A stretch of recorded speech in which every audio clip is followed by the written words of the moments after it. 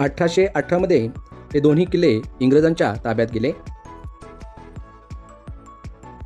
किल्ले चंदनगड आणि वंदनगड या दोघांच्या मध्ये असलेल्या खिंडीमध्ये आता आपण आलेलो आहोत.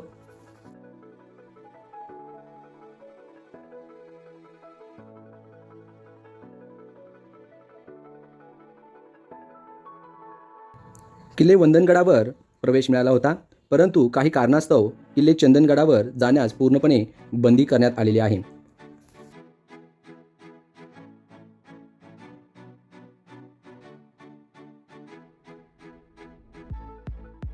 गड उतार होत असताना भेटलेले दुर्गसेवक रोशन साळुंके आणि त्यांची टीम.